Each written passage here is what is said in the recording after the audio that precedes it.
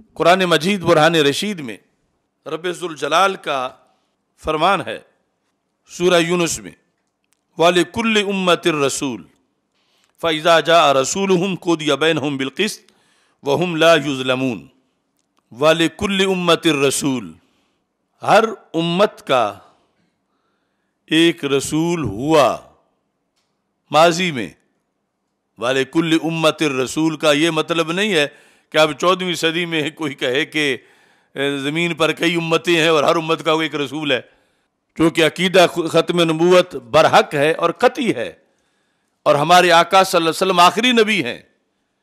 اور میں یہ کئی سالوں سے کہہ رہا ہوں کہ یہ جو فرقہ ہے یہ منکر ختم نبوت ہے اور اس کے سینکڑوں دلائل ہیں۔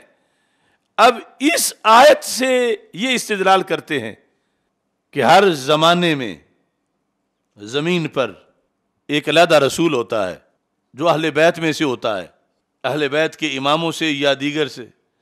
یعنی یہ لوگوں کو سمجھانے کی ضرورت ہے۔ ایک ہے وہ ملعون قادیانی، اسلام کے دشمن اور بہت بڑا فتنہ، انہوں نے تو صرف ایک مانا رسول پاک صلی اللہ علیہ وسلم کے بعد، اور وہ ایک مانا بھی کوئی چھوٹا جرم نہیں، بہت بڑا جرم ہے۔ لیکن یہ تو کئی مان رہے ہیں، اور مان بھی پھر اپنی طرف سے بذریعہ آیت رہے ہیں، آیت کے اندر سے یہ نکال رہے ہیں اپنے طور پر، اپنے جھوٹے سورسز سے۔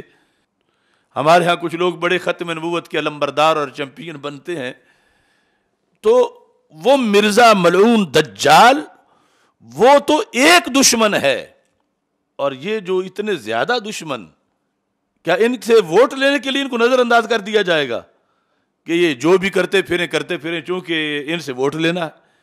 یا یہ ہے کہ وہ انٹرنیشنل سطح پر قادیانیوں کے خلاف بولنا تو آسان ہے، اور ان کے خلاف بولیں گے تو محلے میں اور گلی میں بولنا مشکل ہو جائے گا؟ تو پھر تو یہ ہوگا کہ یہ چوائس پر دین رکھا ہوا ہے کہ کہاں بولنا آسان ہے، کہاں بولنا مشکل ہے۔ اصل یہ ہے کہ جو بھی اسلام کو ڈیمیج کر رہا ہے اس کے خلاف بولو، اور دنیا کو بتاؤ کہ یہ کتنے ظالم ہیں، اور ان کو یہ کہو کہ ہم تو تمہارے خیر خواہ ہیں، کہ آج لے ان کی پناہ، آج مدد مانگ ان سے، کل نہ مانیں گے قیامت کو اگر مان گیا۔ کہ تم نے ہر زمانے میں، ہر صدی میں زمین پر رسول مان کے کیا لینا ہے؟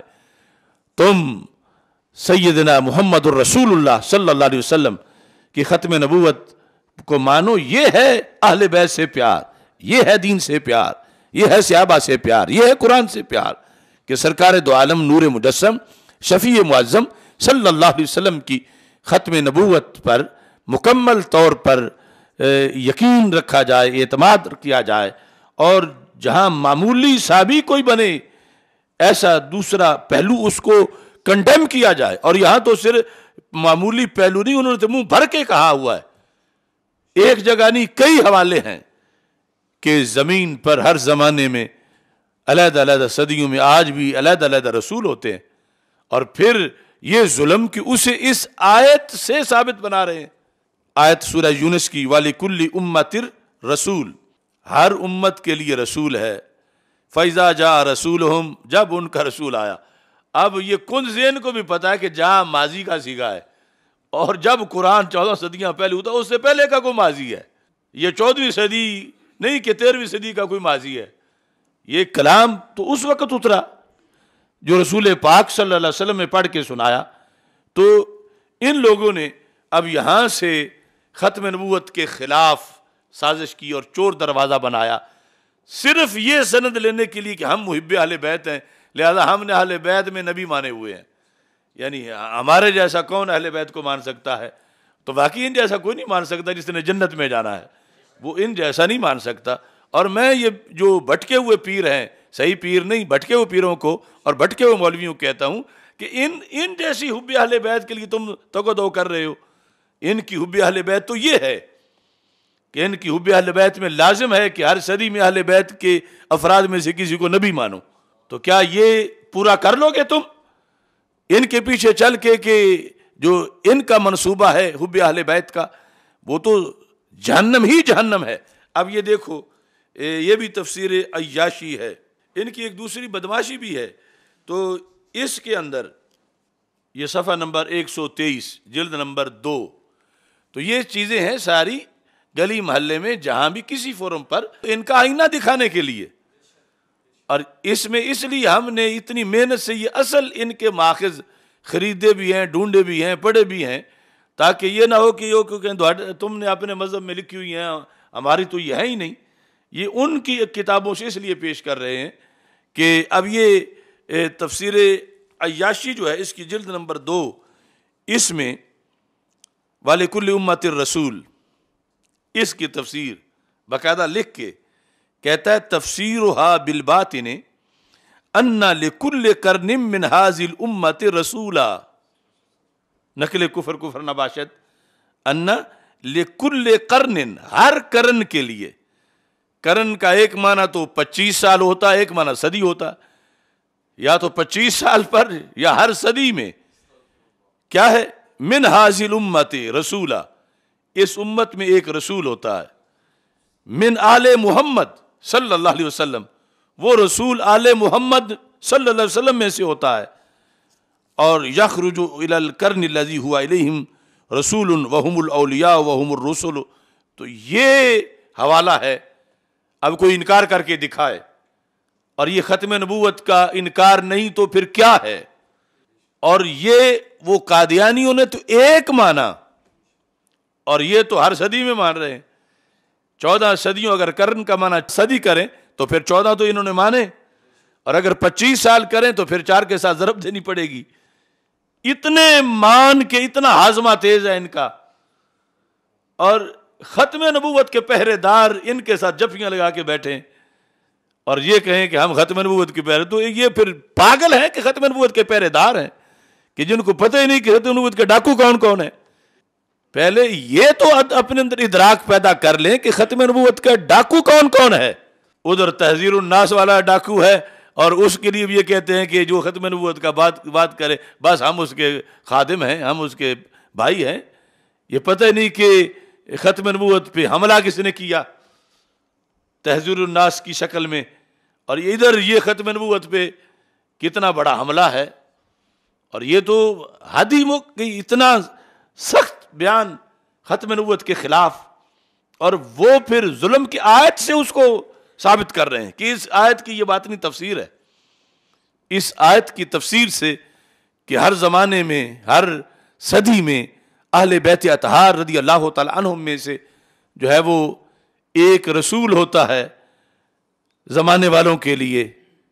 یعنی اس سے یہ نہیں کہ کوئی قادیانیت کے بارے میں نفرت میں کمی آئے، وہ پہلے سے بھی کئی گنا زیادہ ہونی چاہیے، لیکن یہ کیا ہو رہا ہے. اور پھر وہ چھپے ہوئے ہیں، یہ جھنڈے لگا کے بیٹھے ہیں، اور صورتحال ان کی یہ ہے.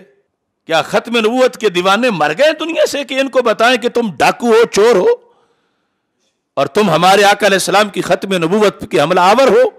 صحیح کرو اپنے آپ کو، ورنہ تمہارا بھی پاکستان میں وہی حکم ہونا چاہیے ان کا بھی جو قادیانیوں کا حکم ہے. کم از کم آئین میں تو ہونا چاہیے، اگرچہ ان کے بارے میں جو آئین میں ہوا نافذ وہ بھی پوری طرح نہیں ہو رہا، لیکن ان کے بارے میں تو ابھی تک آئین میں نہیں آیا. تو یہ صورتحال ہے ان کی، اور یہ وجہ ہے کہ انہیں ہمارے نام سے آگ لگتی ہے کہ ہم کئی سالوں سے ان کا پردہ چاک کر رہے ہیں. اب جواب تو ان کے پاس ہے نہیں، رنگے ہاتھوں پکڑے گئے ہیں. اب اس رنگے ہاتھوں پکڑے جانے کے بعد پھر یہ ایسے کرتے ہیں کہ اپنے رشتہ دار سنیوں میں سے ڈھونڈ ڈھانڈ کے وہ ہمارے خلاف کرتے ہیں کہ کوئی اس کا کرو کچھ، یہ تو ہمیں نہیں جینے دے رہا. بس ہم نے تو ختم نبوت پہ پیرا دینا ہے، ہم نے دین پہ پیرا دینا ہے، اسلام پہ پیرا دینا ہے.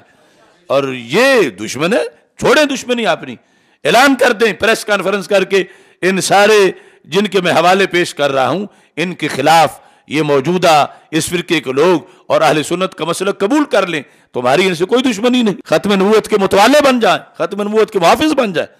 اور اگر صرف زبان سے کہتے رہیے ہم بھی بڑے ختم نبوت کے عاشق ہیں، ہم بھی بڑے دیوانے ہیں، ہم بھی بڑے محافظ ہیں، تو ہمیں پتہ نہیں تم اندر سے کیا ہو.